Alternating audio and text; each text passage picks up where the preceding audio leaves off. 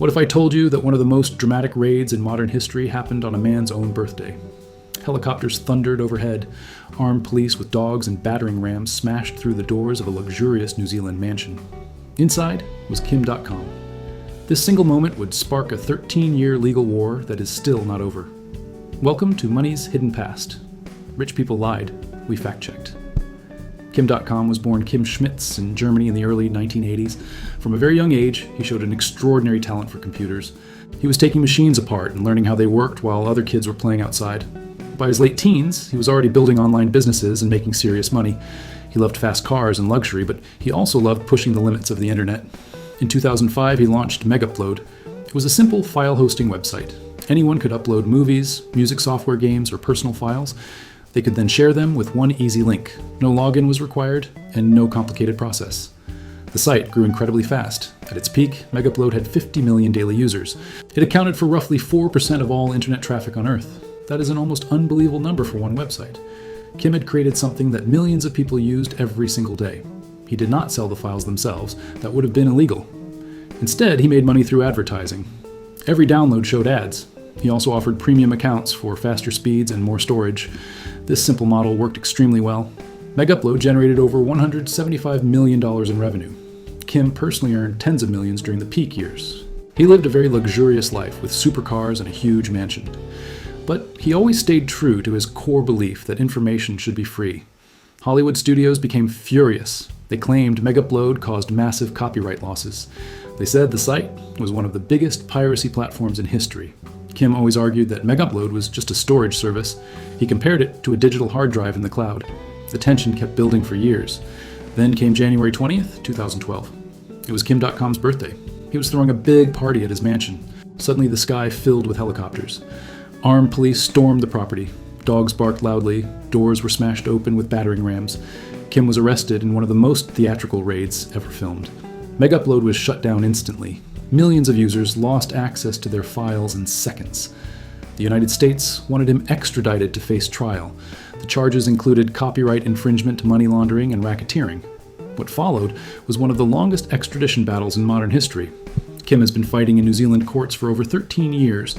He has been living under bail conditions the entire time.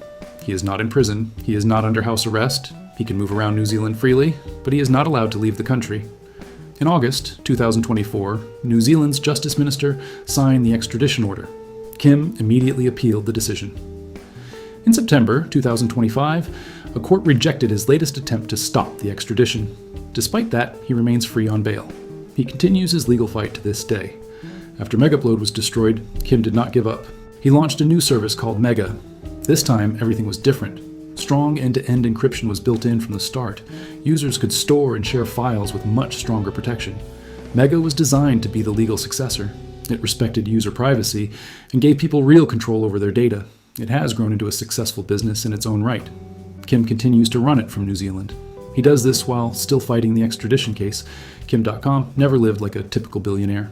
He loved fast cars and luxury homes, but he also lived by his own rules. He never chased traditional wealth in the normal way.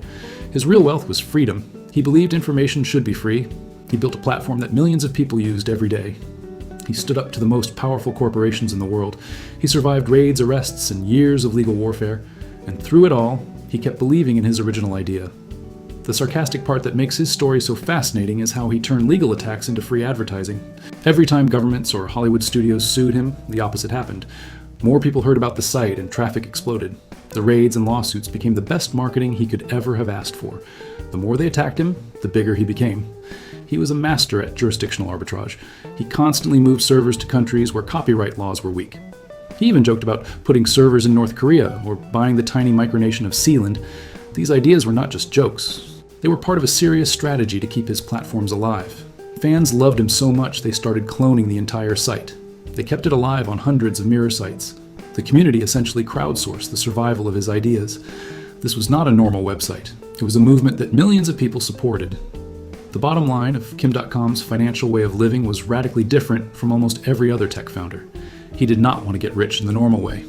He lived simply compared to his wealth. He did not buy yachts or multiple mansions. His real wealth was freedom. He played the ultimate cat and mouse game with the entire entertainment industry. He fought multiple governments and the biggest media companies on the planet. For a very long time, the mouse kept winning. That is the legacy of Kim.com. That is the story of a man who built something the world could not kill. The deeper and more profound lesson from his story is that sometimes the smartest financial move is not chasing money at all. It is building something so big, so useful, and so loved by millions of people that the world simply cannot kill it. Kim proved that you do not need to become a billionaire in the traditional sense to have enormous impact. His wealth was not measured in bank accounts. It was measured in the millions of people whose lives were improved by access to information. He showed that you can win by refusing to play the normal game.